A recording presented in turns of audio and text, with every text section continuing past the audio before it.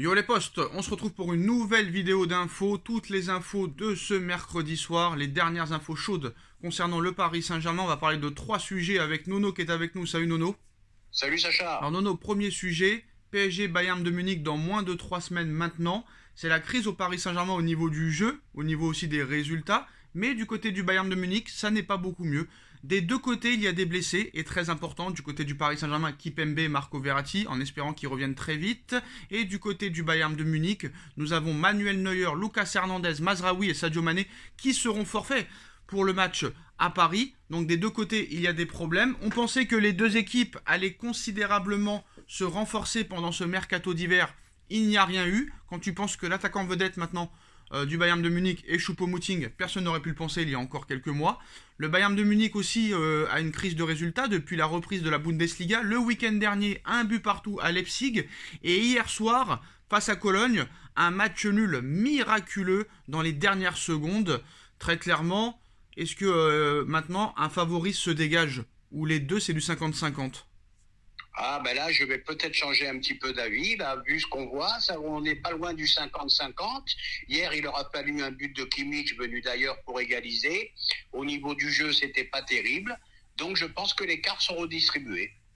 Moi, je ne pense pas qu'il faut très clairement changer d'avis. Je pense que à l'instant T, on peut juger, mais le problème, c'est que si on commence à changer d'avis, on va changer d'avis tous les 3 jours. Parce que c'est sûr que si tu vois le PSG gagner 7-0 et le Bayern faire un partout, tu te dis ah oui, le PSG va les exploser. Sauf qu'il ne faut pas oublier que le Bayern a 4 blessures de 4 titulaires. Il ne faut pas oublier que le Bayern est resté un mois sans jouer parce que le Bayern vient de reprendre, la Bundesliga vient de reprendre seulement le week-end dernier, contrairement aux autres championnats qu'ils ont repris le 1er janvier et fin décembre. Ça aussi, il faut le noter. Moi, je pense quand même qu'au niveau du jeu, le Bayern quand même reste légèrement favori. Et ce qui m'a plu du côté du Bayern, c'est que Salim Hamidzik et Julian Nagelsmann ont été très colériques après le match. On a vu le directeur sportif du Bayern clasher très sévèrement Gnabry, comme quoi il lui avait dit que tu n'as pas à aller à la Fashion Week à Paris, même pendant tes jours de repos. Tes jours de repos sont faits pour te reposer. Et ça, au Paris Saint-Germain, ça n'a pas lieu d'être, Nono. Ah ben là-bas, ils perdent pas de temps. Hein. Quand ça va pas, peu importe, il n'y a pas de titulaire ou pas titulaire. Dès que ça va pas, ils disent les choses. Donc, qu'est-ce que ça veut dire? C'est qu'il y a une direction là-bas qui fait quand même son boulot. Et je voulais te dire aussi autre chose. Il faut pas avoir peur de dire les choses quand ça va pas. C'est ce qui ne va pas au PSG. Chose que le PSG ne fera jamais, bien évidemment. Alors, au niveau mercato, Nono, le Paris Saint-Germain a activé 2 pistes au niveau de l'attaque. Déjà, première question, Nono, que penses-tu de la décision du Paris Saint-Germain de laisser tomber la piste défensive, qui est le point faible, littéralement, de cette équipe, pour aller sur un élément offensif qui ira sur le banc? Ah bah ça pour moi c'est une grosse erreur. J'ai été surpris hier en regardant l'équipe qui disait que c'était pas une erreur, parce que soi-disant Skriniar à 20 millions à 6 mois de la fin c'était trop cher, mais je pense qu'ils auraient pu s'arranger et vraiment c'était un pion qu'il nous fallait pour ce match. Est-ce incompréhensible d'aller recruter un attaquant qui va s'asseoir sur le banc plutôt qu'un élément défensif qui aurait pu consolider cette équipe et être titulaire dans cette équipe? Eh ben voilà, c'est ça le problème. Ils vont recruter un Non mais c'est attaquant une question que j'ai posée. Ben oui, mais je vais t'y répondre. Ils veulent recruter un attaquant qui va se retrouver sur le banc. Donc c'est une grosse erreur. Donc c'est incompréhensible. Incompréhensible, tout à fait. Bon, malheureusement, nous ne sommes pas dirigeants du Paris Saint-Germain. Il faudra bien voir quels seront les éléments offensifs. Le PSG a le champ libre pour Kai Havertz, Nono, le milieu offensif de Chelsea, capable de jouer sur le front de l'attaque, a des envies de départ au mercato. Il faut dire que les Blues ne se privent pas d'acheter des joueurs en ce moment, et plus particulièrement des concurrents au poste de l'Allemand. Une situation qui n'a pas échappé à Campos, qui est déjà séduit par le profil de Havertz. Celui-ci correspond en plus aux demandes de Galtier dans ce secteur, donc le PSG travaille sur le dossier Kai Havertz, mais pas que. Alors maintenant, pour Kai Havertz, il faut maintenant définir les modalités d'un éventuel transfert. Selon CBS Sport, Campos veut un prêt avec option d'achat pour Kai Havertz, de quoi tenter de séduire Chelsea, lequel ne veut pas céder son joueur avant la fin de saison.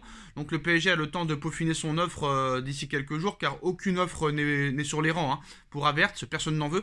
Le Bayern s'était aussi positionné au départ, mais selon plusieurs médias allemands, ils ont finalement lâché dans ce dossier complexe. Néanmoins, Il semble pour le moment compliqué d'imaginer Chelsea lâcher l'ancien joueur de Leverkusen, malgré sa saison moyenne.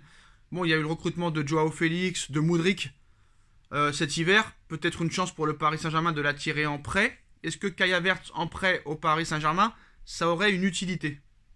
Eh bien, encore une incompréhension. Voilà. On n'a pas très bons joueurs, mais on ne sait pas ce qu'on a besoin. Voilà. On a besoin de milieu de terrain travailleurs. On a besoin de chiens. Cavalière, très bon joueur, bon technicien. Mais je vois pas ce qu'il peut apporter à l'équipe. Il peut jouer milieu de terrain. Hein.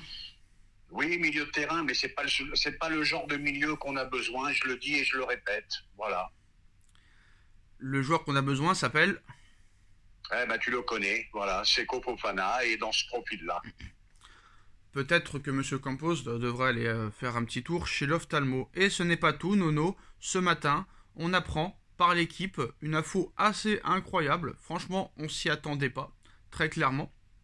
Ryan Cherki. Voilà, le PSG veut recruter Ryan Cherki, Nono, en quête d'un renfort offensif suite au départ de Pablo Sarabia. Le Paris Saint-Germain pense très sérieusement à Ryan Cherki, le jeune homme de 19 ans, coche toutes les cases, lui qui est suivi depuis longtemps par Luis Campos et qui est très proche de Kylian Mbappé, une opération qui n'est pas impossible puisque la porte ne serait pas totalement fermée du côté de l'Olympique Lyonnais. Ryan Cherki au Paris Saint-Germain, Nono, oui ou non? Eh ben, encore une incompréhension. Voilà, Cherki, jeune espoir. Bon, on nous l'annonce comme une pépite, mais une pépite qui est souvent remplaçant à Lyon. Voilà. Faudra me dire ce que ça apporte. Quel apport apporterait Cherki au PSG? Alors, Cherki, depuis l'après-Coupe du Monde, c'est 5 titularisations, toutes compétitions confondues. Hein. Eh ben voilà. Encore une incompréhension. Pourquoi une incompréhension? Une incompréhension. Un joueur qui n'est pas titulaire à Lyon, qu'est-ce qu'il vient faire à Paris? Il est titulaire ces dernières semaines. Hein. Oui, mais titulaire, il fait pas des prestations ébouriffantes. Moi, je pense que c'est encore une erreur. Alors, le Paris Saint-Germain ne mettra pas plus de 10 à 15 millions d'euros pour recruter Ryan Cherki, à moins d'un prêt. Je ne pense pas que M. Aulas dira oui. Donc, c'est concret. Hein. Le Paris Saint-Germain s'intéresse bien à Ryan Cherki. Une première offre du club parisien a bien été transmise le week-end dernier d'après le Parisien. Par contre, aucune discussion n'a vu le jour avec le joueur ou son entourage. Voilà, Cherki au Paris Saint-Germain, pour l'instant, ça paraît plutôt utopique, très clairement.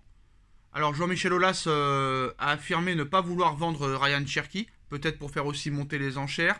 C'est un enfant du club qui s'inscrit dans notre projet. Le voir courtiser est normal et nous rend fiers de notre académie aussi. Mais l'avoir avec nous est bien plus important que tout. En plus de ça, Nono, non seulement ils n'ont pas beaucoup d'argent, mais j'ai l'impression que malheureusement ils sont pieds et poings liés et que ça va être compliqué de trouver une solution. Mais moi honnêtement ça m'intéresse pas, voilà, je te dis la vérité. Leur piste offensive ne m'intéresse guère parce que quand tu vois que ton point faible est littéralement la défense centrale, tu ne peux pas aller chercher un attaquant qui en plus va s'asseoir sur le banc alors que tu as besoin vraiment d'un défenseur central qui lui aurait pu être titulaire. Et moi, comme tu as dit Nono, en début de vidéo, on a regardé la même émission hier et tout le monde a dit, c'est des médias, hein, des journalistes diplômés qui connaissent très très bien le football, soi-disant, sont en train de nous expliquer que le PSG, le point faible c'est la défense, mais qu'il quand même faut aller mieux, faut quand même aller sur un attaquant. Bref, je ne sais pas, sont-ils payés pour dire des conneries, sont-ils vraiment cons? Je n'ai pas la réponse, Nono. Ah, bah l'équipe, ça devient complètement... Non, il n'y a pas que l'équipe, il n'y a pas que l'équipe, il y a aussi d'autres émissions où ils confirmaient la même chose. Hein. Ah, bah c'est incompréhensible, comme tu as dit, il faudra peut-être voir un ophtalmo. Ouais. Problème en défense, gros problème en défense, Kipembe par établi, Marquinhos à la rue, Ramos qui avance plus, et on te dit qu'il faut un attaquant qui sera en plus remplaçant. Donc moi, il faudra m'expliquer, je ne comprends pas du tout où ils veulent aller. Et les grands spécialistes et les grands connaisseurs du football sont d'accord avec le Paris Saint-Germain. Et c'est les premiers, quand tu te feras éliminer contre le Bayern ou que tu perdras contre Marseille, qui te diront « Je ne comprends pas pourquoi ils ne sont pas allés chercher un défenseur central. » Donc faudra leur remettre la vidéo d'hier. Hein. Ouais, Sacha, faudra la remettre cette vidéo parce que tu verras si par malheur, parce qu'on souhaite la qualification quand même, si par malheur, grosse erreur défensive contre le Bayern et puis qu'on ne passe pas le prochain tour, et ben tu verras, ils retourneront leur veste et ben ils diront Nono, là, tu sais, Nono, pas recruté au niveau de la défense. Tu sais, Nono, on est le 25 janvier. Si on se reparle le 9 mars, hein, peut-être que le PSG sera éliminé de la Coupe de France, éliminé de la Ligue des Champions et peut-être troisième de Ligue 1. Ça veut dire beaucoup de choses. Parce que moi, honnêtement, il n'y en a qu'un seul qui a bien parlé hier, dans pas l'équipe du soir, mais l'équipe de l'après-midi, là, tu sais, où il a dit, vu l'état de Messi, vu l'état de Neymar, vu l'état du milieu de terrain parisien et vu l'état de la défense centrale, il a dit ça très clairement, je ne vois pas comment le PSG déjà peut aller faire quelque chose à Marseille en Coupe de France. Voilà, déjà. Et moi je suis d'accord avec lui.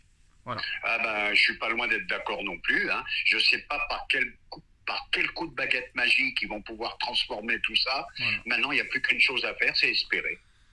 Non, c'est que ces mecs-là vont subir et soit on espère et que ces gens-là se seraient foutus de notre gueule, ils vont monter leur niveau de jeu, mais sur 6 matchs d'affilée, j'ai du mal à y croire, ou soit vraiment, ce sera pas trompé. Voilà les postos, Ryan Cherki, Kai Havertz, proche du Paris Saint-Germain. Est-ce que ce serait des bonnes pioches pour le PSG? Dites-nous en commentaire ce que vous en pensez, on like, on partage, on commente, on s'abonne, et on se retrouve très vite pour une nouvelle vidéo. Merci Nono, merci à tous. Tchuss.